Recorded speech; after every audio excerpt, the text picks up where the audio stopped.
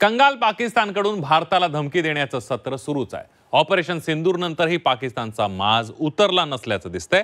140 कोटी भारतीयांनी लघुशंका कृती केली तर पाकिस्तानमध्ये सुनामी येईल असा इशारा अभिनेते आणि भाजपचे नेते मिथुन चक्रवर्ती यांनी पाकिस्तानला दिलाय। बघूयात मिथुनदा नेमकं काय म्हणाले। सिंधु की तरह इस किस्म की हमला के बारे में सोचेंगे तो फिर पाकिस्तान के हर सूबे के अवाम आपका मुकाबला करने के लिए तैयार है।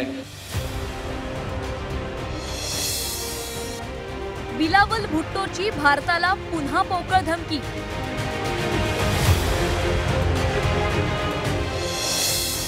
मिथुन चक्रवर्तींचं भुट्टोला भन्नाट प्रत्युत्तर।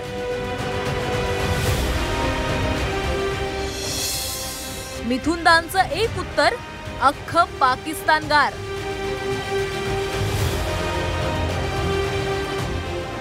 पहलगाम मधील दहशतवादी हल्ला त्यानंतर भारतानं पाकिस्तानला ऑपरेशन सिंदूर मधून दिलेलं प्रत्युत्तर आणि त्यानंतर भारत आणि पाकिस्तान मधील तणाव वाढत चाललाय। ऑपरेशन सिंदूर दरम्यान भारतानं पाकिस्तानचं कंबरड मोडलं तरी पाकिस्तानची खोड काही केल्या मोडत नाहीये। पाकिस्तानच्या पोकळ धमक्या सुरूच आहेत। पाकिस्तानचे माजी परराष्ट्र मंत्री आणि पाकिस्तान पीपल्स पार्टीचे अध्यक्ष बिलावल भुट्टो झरदारी यांची पुन्हा एकदा दरपोक्ती समोर आली आहे। भारतानं सिंधू पाणी करार रद्द केला तर दोन्ही देशात युद्ध होईल असा इशारा बिलावल भुट्टोने दिलाय। और अगर ये हमें मजबूर करते हैं, पाकिस्तान ने ये जंग नहीं छेड़ा था। हम हमेशा अमन के बारे में बात करते हैं। जहां दुनिया भर में पाकिस्तान के सफीर पहुंचे, नुमाइंदे पहुंचे, हमने अमन की बात की, भारत ने जंग की बात की। लेकिन अगर जंग छेड़ा गया है तो हम शाह अब्दुल लतीफ बिठाई की धरती से मोदी सरकार को बताना चाहेंगे कि हम पीछे नहीं हटते, हम झुकते नहीं हैं। और अगर आप सिंधु की तरह इस किस्म की हमला के बारे में सोचेंगे तो फिर पाकिस्तान के हर सूबे के अवाम आपका मुकाबला करने के लिए तैयार है। और ये ऐसे जंग है जो आप जरूर हारेंगे। आता काय म्हणायचं या पाकिस्तानी नेत्यांना?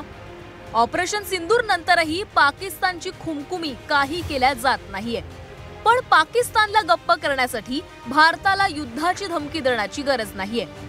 बॉलिवूडचा डिस्को डान्सर मिथुन दांच्या एका डायलॉगनं पाकिस्तानला गार पाडलंय। 140 कोटी भारतीयांनी एक कृती केली तर पाकिस्तानमध्ये सुनामी येईल असा इशाराच मिथुन चक्रवर्तींनी दिलाय। पाकिस्तान का आवाम जो है वो युद्ध नहीं चाहते हैं, अच्छे लोग हैं सब। लेकिन अगर ऐसी बातें करते रहेंगे तो फिर खोपड़ी सनक गई तो फिर दूसरा हो जाएगा ना। फिर एक ब्रह्मस चला तो दूसरा ब्रह्मस चलेगा। और अगर कुछ नहीं हुआ तो हमने सोचा एक डैम बनाएंगे और 140 करोड़ आदमी उधर रहेगा, फिर डैम खोल देगा, कोई गोली नहीं चलेगी, सुनामी आ जाएगा।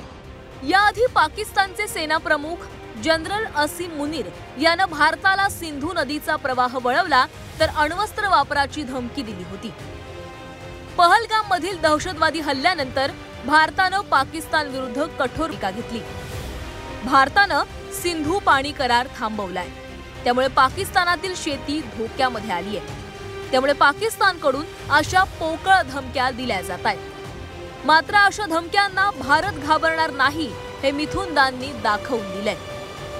ब्युरो रिपोर्ट, झी 24 तास।